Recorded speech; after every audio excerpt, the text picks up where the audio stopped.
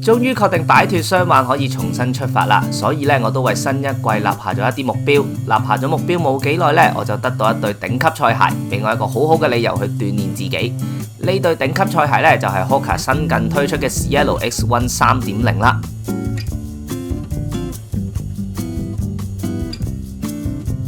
歡迎收睇 Wasserman Channel， 呢個係專門介紹跑步裝備嘅頻道。如果你對跑步有興趣嘅話咧，希望你可以訂閱多多支持。多謝 Hoka 提供跑鞋俾我去做評測，不過影片內容咧全部都係由我自己獨立製作嘅真實感受。Cielo X1 咧係 Hoka 嘅旗艦級競速跑鞋系列，呢個系列咧有幾個特色嘅。首先咧佢引入咗 PIBA 物料去做中底，帶嚟極致嘅回彈。另外咧都有激進嘅鞋底 Rocket Shape 設計同埋高嘅 Stack Height。咁啊 Cielo X1 啦，由2024年推出咗第一代之後，去到而家第3個版本啦，依然咧都係維持咗呢幾大特點，持續進化嘅。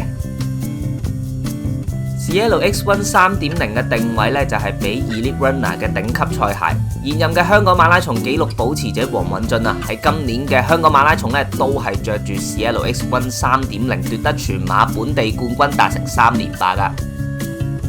先講下 Cielo X1 3.0 嘅基本規格先。從外形睇咧 ，Cielo X1 3.0 嘅 Stack Height 好厚，但係官方佢嘅 Stack Height 咧都只係後踭37mm， 前掌30mm，Heel Drop 7mm。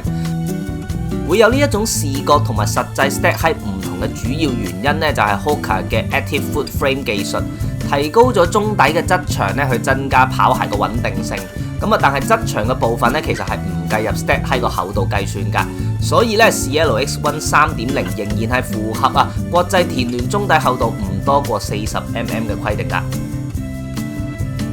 重量實際磅過之後咧 ，US9 左腳咧就係重196g， 右腳199g， 絕對係賽鞋級數嘅輕型啦。呢個重量咧放眼喺其他嘅頂級賽鞋當中咧，亦都屬於中等重量嘅。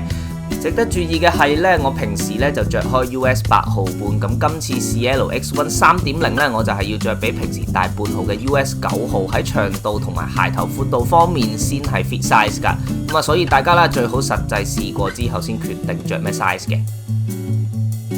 Cielo X1 3.0 嘅中底核心用咗集軟但輕於一身嘅 PIBA 物料，結構咧分為上下兩層。上層咧貼近腳掌觸感柔軟，主要提供 cushioning 同埋舒適度；底層咧就相對結實，確保呢個回彈力同埋反應。Cielo X1 3.0 嘅碳板設計咧，亦都有改變㗎。前兩代咧就用到呢個側翼型嘅碳板，着重於維持嘅穩定度。3.0 版本咧就改為更加簡潔流線型嘅設計，旨在咧令到呢個推進力更加集中向前。為咗配合碳板形狀嘅改變，並且彌補翻穩定性 ，Cielo X1 3.0 咧就取消咗以往中底嘅側面切口，改為咧就喺鞋底正中間進行鏤空，以增加呢個着地嘅面積嘅。同時後踭部分咧亦都稍為咁向外擴展，提升翻落地嘅穩固度。鞋底結構嗰方面啦，延續翻 Hoka 招牌嘅 Metal Rocker 技術，前後咧都具備有 aggressive 嘅翹起角度，旨在為跑者帶嚟強烈嘅推進感同埋流暢嘅步伐過渡。先同大家分享一下 Cielo X1 3.0 嘅國外評測數據先。喺緩震同埋回彈表現上咧，都屬於平均以上水準嘅。大家可以參考下以下嘅數據。喺穩定性嗰方面，始終咧受限於競速跑鞋嘅設計定位，再加上 PIBA 物料本身嘅柔軟度啦，同埋高 Stack Height 設定 ，Cielo X1 3.0 嘅鞋底觸地面積同埋 Stack Height 比例咧係唔算高噶。穩定度咧就無法同呢個日常訓練款去比噶啦。但係喺頂級賽鞋嚟講咧，都屬於合理範圍嘅。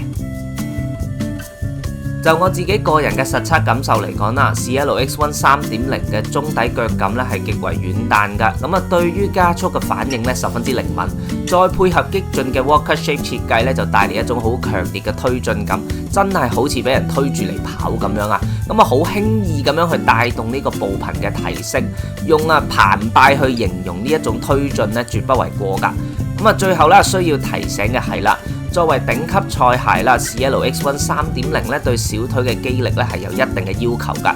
另外啦，由於中底物料偏軟啊，而且嗰個着地面積有限，再加上咧喺高速跑緊嗰時候嘅橫向穩定度咧，對於跑者嘅腳腕力量咧都有一定嘅要求㗎。Cielo X1 3.0 嘅鞋面物料咧就係呢個 Engineer Mesh 用到呢個沙羅織技術，鞋面咧就有好多規律嘅透氣窿仔㗎，咁啊實測感覺咧個透氣度都充足嘅。咁啊沙羅織咧就係將啲線咧就用扭嘅形式去做個透氣窿出嚟，所以咧幾乎咧啲線係唔會移位㗎，咁啊鞋身結構更加穩定。咁啊 Cielo X1 3.0 嘅 Lacing System 咧就用到呢個不對稱設計嘅，咁呢一點咧你喺鞋脷嗰個形狀咧都可以見到㗎。咁啊鞋脷嘅邊緣咧就做咗收邊嘅設計，不對稱嘅設計咧就可以做到穩固嘅中足鎖定，同時咧就唔會令到個腳背咧太有壓迫感嘅。咁啊個人感受啦 ，Cielo X1 3.0嗰個着咗之後嘅貼服感咧，係咁耐以嚟咧着嗰啲賽鞋入邊咧係最舒服噶。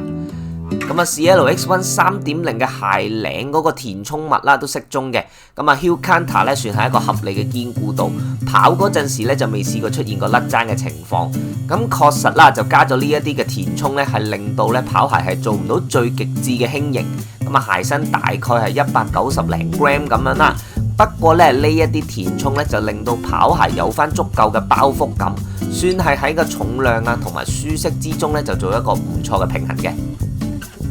Cielo X1 3.0 嘅 Outsole 大底咧就有一個鏤空嘅設計啦，係佢可以保持輕量嘅原因。咁啊 Outsole 嘅內磨橡膠咧主要集中喺前掌部分嘅，後踭嘅落地區咧得翻少少嘅包覆嘅啫。咁啊配合翻咧呢對跑鞋，鼓勵跑者咧用呢個中前掌落地嘅思路嘅。咁啊抓地力嗰方面啦，我試過一次咧喺毛毛雨下面咁跑啦，咁啊喺高速奔跑嘅情況之下咧都冇出現過打滑嘅情況嘅。咁啊耐久度嗰方面啊，始終着嘅日子尚短，所以咧就未能去就此咧下太多嘅判斷，就睇之後再有冇機會同大家再分享啦。